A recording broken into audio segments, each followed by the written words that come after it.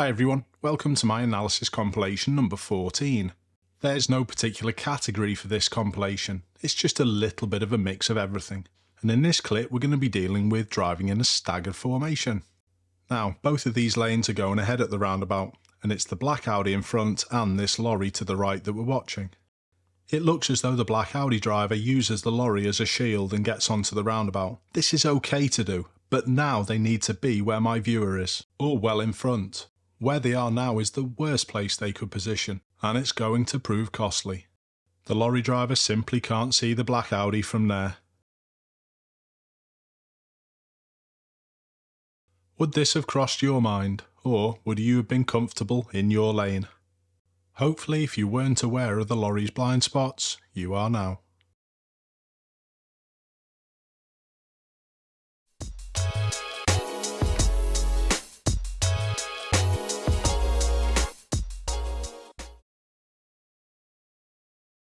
I call little situations like we're going to see in this clip battles, and many of these battles happen on a daily basis around our country, especially at rush hour, and that's what I think goes on here.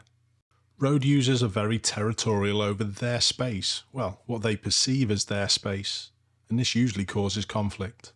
It's the driver of the white Golf in front of my viewer that we're going to be watching, but I also think my viewer plays a part.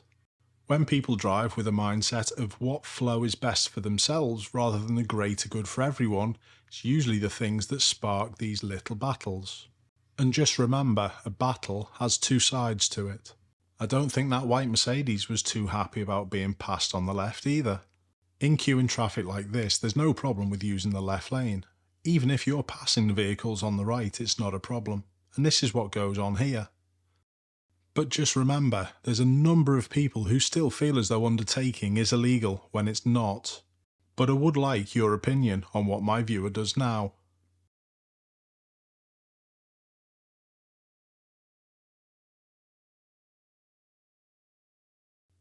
That's quite a small gap, but watch the driver of the Golf.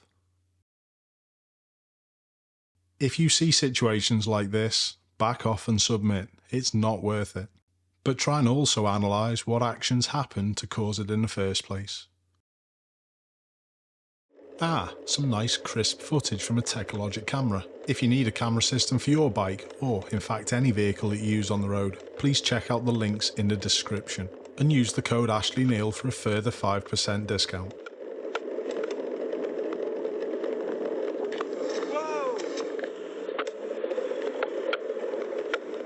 That was a terrible lane change by the driver of the black car. Now, let's have a look at this again, so I can tell everyone what I told my viewer. And this will help you spot it if it's going to happen to you in the future. Where I've paused the clip now shows you everything you need to know. Have a look at the left wing mirror of this black car. It's mainly window, and you can't see the driver in there whatsoever. This means the wing mirror is incorrectly adjusted, and the driver cannot see the cyclist. If you can spot this approaching, you already know that that driver hasn't seen you, and they're likely to pull out in front of you. I even look for other clues, like the hand movement before the signal comes on, and it's tricks like this that allow you to be a step ahead constantly. Whoa! This can and should be used by any category of road user, but it's particularly important for the more vulnerable. How much do you do this while there's traffic around you? If not, add it to your driving or riding. I know this area really well. This is Ormskirk, which isn't too far away from where I live. And this clip again is all about picking up on the clues.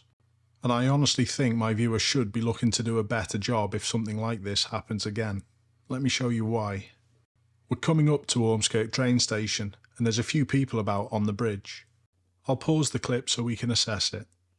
Look at the pedestrian in the red top and look at the other people walking towards them. And now look at the width of the pavement.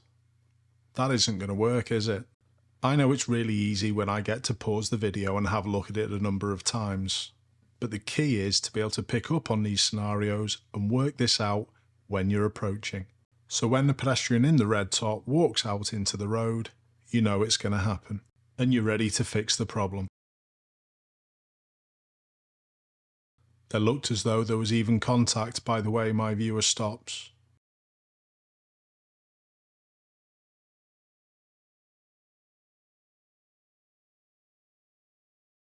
My viewer's shortly going to turn left, and there were very few clues that this was going to happen.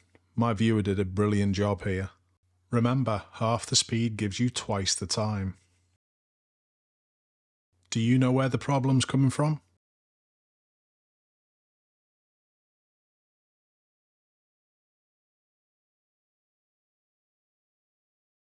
Be honest, had you spotted that girl?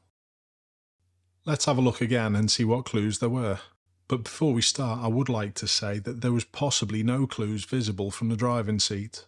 Dashcams are often set higher than our eye level. I know it's obvious second time round and when I pause the clip at this point, but you can see the girl's head above the white car. But it was only visible for a split second, and you'd be totally excused if you missed it because you were dealing with the other vehicles at the junction. This is where speed kills, or a lack of it, saves lives.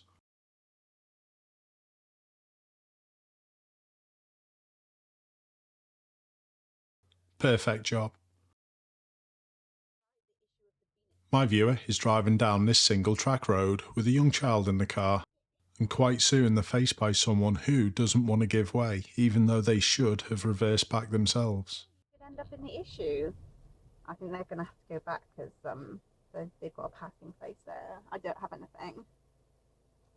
He's not going to, really? There's a passing place there. Left. I don't have one. I mean, I can try. There's nothing. That's not a passing place. That's just a little... There's nothing. There's nothing. I don't have a passing place.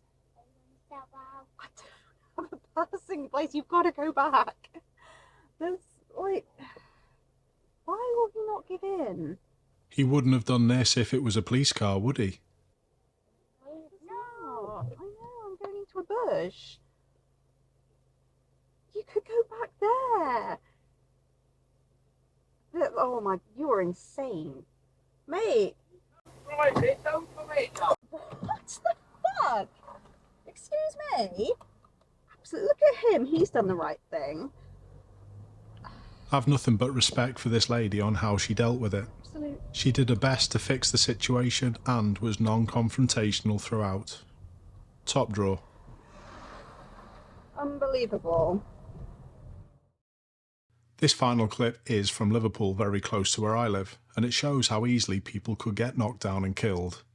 Watch closely the silver car up ahead and everything that's going on with the traffic lights. What would you do in this scenario? The silver car seems to be braking and waiting for no reason. This is a 40 miles an hour limit and everything's clear. Would you have acted in the same way my viewer did? Or would you have just put your foot down?